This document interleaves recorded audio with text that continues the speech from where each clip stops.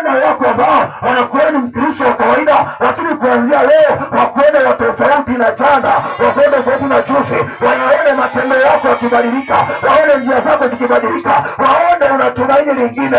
Walikuwa kuona kwenye familia yenu ni mtu unayekata tamaa, lakini leo waone unatumaini jingine, waone unatumaini jipya, waone leo unazungumza kauli tofauti, umebadilika. Wakuuliza ya kwamba umelishwa nini huko kanisani, ni vitu gani ambavyo umevipata huko kanisani, mbona huko kama jana ulivyokuwa, ni nini kimetokea? Waambie ya kwamba yule Bwana wangu ambaye alikufa kwa ajili yangu, aliyesema yote yamekwisha, huyo ndiye ninayemwazimisha ndani ya moyo wangu. Moyo wangu unafurahi kwa sababu Yesu amekutoka leo. Moyo wangu unafurahi kwa sababu huyu ndiye ambaye atakuwa pamoja na mimi. Huyu ndiye ambaye amenipa nguvu ya msalaba. Huyu ndiye ambaye Biblia inasema katika Wakorintho wa kwanza 1:18, anasema msalaba kwa wanaopotea ni upumbavu, sisi ambao ni watoto wa Mungu tunasema ni nguvu ya Bwana.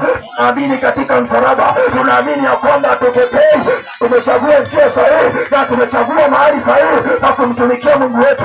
Hapa ndipo ambapo tunajidai, hapa ndipo ambapo tunafanya yote.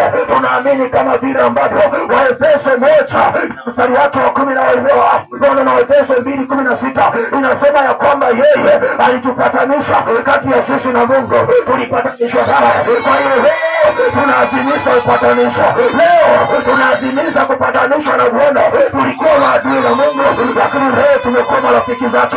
Tulikuwa kawaida, leo tumepaka mafuta, leo tuko na ile damu yenye nguvu inayonena mema kwenye maisha yako. Wenda uko hapa unakaa nonge, napenda nikwambie mtu wa Longido ya kwamba wewe si wa kawaida. Napenda nikwambie mtu wa Longido ya kwamba leo ni siku yetu ya kujidai na kufurahi mbele za Bwana na kulingalinga.